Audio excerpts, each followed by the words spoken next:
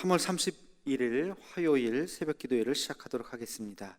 찬송가 336장 찬양하시겠습니다.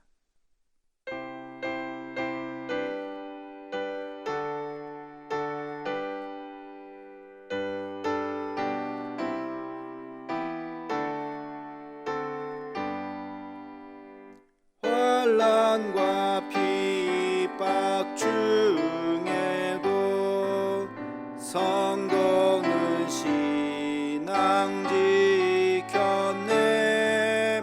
이 신앙 생각할 때에 기쁨이 충만하도다. 성도의 신앙 따라서 죽도록 충성하겠네. 옥중에 매인 성도나 양심은 자유 얻었네. 우리도 고난 받으면 죽어도 영광 되도다. 성도의 신앙 따라서 죽도록 충성하겠네. 성도의 신앙 구원받아 원수도 사랑하겠네. 인자한 언어의 행실로 이 신앙 전파하리라. 성도의 신앙 따라서 죽도록 충성하겠네. 아멘. 공동기도문을 함께 낭독하겠습니다. 여호와 라파 치료의 하나님, 이 시간 전 세계로 퍼진 코로나 바이러스를 잠재워 주옵시고 어려움을 당한 환자들과 그들을 치료하는 의료진들에게 은혜를 더하여 주옵소서. 이 일로 인해서 더욱 주를 의지하는 우리가 되게 하옵시고 우리의 신앙을 돌아보아 주 앞에 더 겸손해지고 더 낮아지는 마음을 주옵시며 인간의 욕망과 교만함을 회개하고 주를 바라보는 우리가 되게 하옵소서.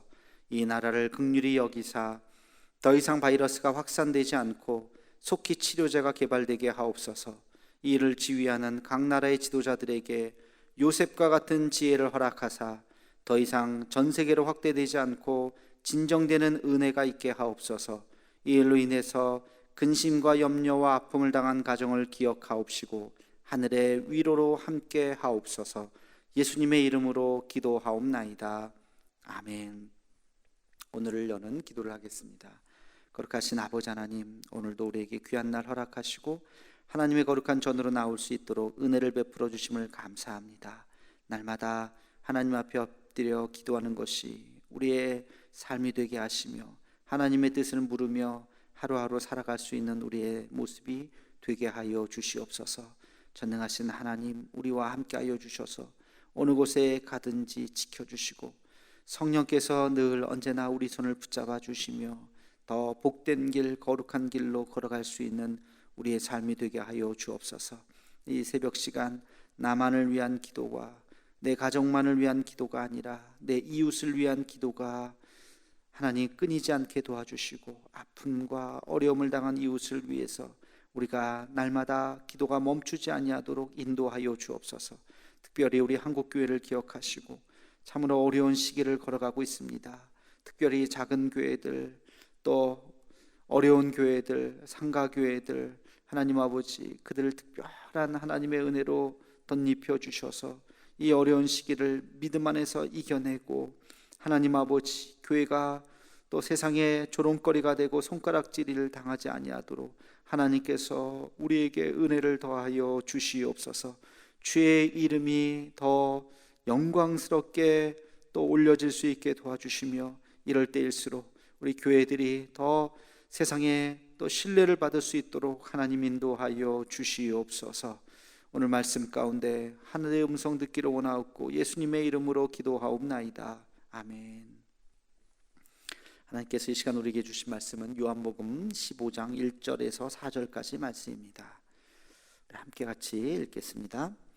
나는 포도나무요 내 아버지는 농부라. 물은 내게 붙어 있어 열매를 맺지 아니하는 가지는 아버지께서 그것을 제거해 버리시고, 무릇 열매를 맺는 가지는 더 열매를 맺게 하려 하여 그것을 깨끗하게 하시느니라. 너희는 내가 일러준 말로 이미 깨끗하여 졌으니 내 안에 거하라. 나도 너희 안에 거하리라. 가지가 포도나무에 붙어 있지 아니하면 스스로 열매를 맺을 수 없음같이 너희도 내 안에 있지 아니하면 그러하리라. 아멘. 오늘 예수님께서 말씀하신 비유는 우리가 너무나도 잘 아는 포도나무의 비유라고 이야기를 합니다. 이 포도나무의 비유는 성경에 나오는 많은 비유 중에 사람 따라서 다르겠지만 굉장히 아주 베스트 비유라고 말할 수가 있을 것입니다. 우리가 누구인지, 또 우리는 어떻게 세상을 살아가는지에 대해서 아주 심플하고 그러나 아주 강력하게 말씀해주고 있습니다. 포도나무의 비유에 보면 셋이 등장합니다. 하나는 나무, 원나무 줄기고, 또 하나는 가지고, 이 나무를 기르는 농부가 나옵니다. 자, 제일 중요한 게 나무죠. 이 나무는 예수님 자신을 이야기합니다. 그리고 나무에 달려있는 여러 가지들은 바로 우리들이죠. 그리고 이 나무를 기르시는 분은 바로 하나님이 등장을 하게 됩니다. 이 비유의 핵심은 이 가지가 열매를 맺게 된다는 것입니다. 어떤 가지는 열매를 잘 맺고 어떤 가지는 열매를 잘 맺지 못한다는 것이죠. 여러분, 그러면 여기서 중요한 것이 이 열매가 어떨 때에 잘 맺을 수 있느냐. 가지가 잘 원줄기에 잘 붙어 있을 때, 그때 열매를 잘 맺게 된다는 것이죠. 다시 말해서 가지가 부러지거나 꺾여지거나 제대로 붙어 있지 않으면 당연히 열매가 잘 생기지 않겠지요.